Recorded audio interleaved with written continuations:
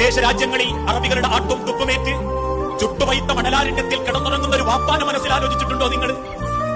നാട്ടിൽ മക്കൾക്ക് കയറിയിറങ്ങാനും വിസർജിക്കാനും 3 ബാത്റൂം ഉണ്ടെങ്കിലും വിദേശത്തെ ഒരു ചെറിയ റൂമിൽ തട്ടുകളായ 4ഉം 5ഉം കിടക്കകൾക്ക് മേലെ ക്യൂ നിന്ന് വിസർജിക്കേണ്ടി വന്ന് അവസാനം ഒന്ന് മനസ്സറിഞ്ഞുറങ്ങാൻ പോലും സമയം കിട്ടാതെ മക്കൾക്ക് വേണ്ടി, മക്കളുടെ കണ്ണ് നിറയാതിരിക്കാൻ വേണ്ടി ത്യാഗം ചെയ്യുന്ന ഒരു വാപ്പാനെ അറിഞ്ഞിട്ടുണ്ടോ നമ്മൾ? അവര് തന്നതേ നിങ്ങൾ തിന്നിട്ടുള്ളൂ. അവരെങ്ങാനും ഒരു നിമിഷം വേണ്ട എന്ന് തീരുമാനിച്ചിരുന്നെങ്കിൽ അതോടെ തീരും നമ്മുടെ ജീവിതം. അധികമൊന്നും വേണ്ട. ഒരു തലയണയെടുത്ത് തന്റെ പൈതലിന്റെ മുഖത്തേക്കിട്ട് കൊല്ലാൻ ഉമ്മാക്കൊരു സെക്കൻഡ് മതിയായിരുന്നു. ഒരു തൂവാല, ഒരു ചെറിയ തോർത്തുമുണ്ടിന്റെ കഷണം ജനിച്ചു വീണ് കിടക്കുന്ന നിങ്ങളുടെ മുഖത്തേക്കൊന്ന് വീണാൽ അതോടെ തീരും നമ്മുടെ ജീവിതം.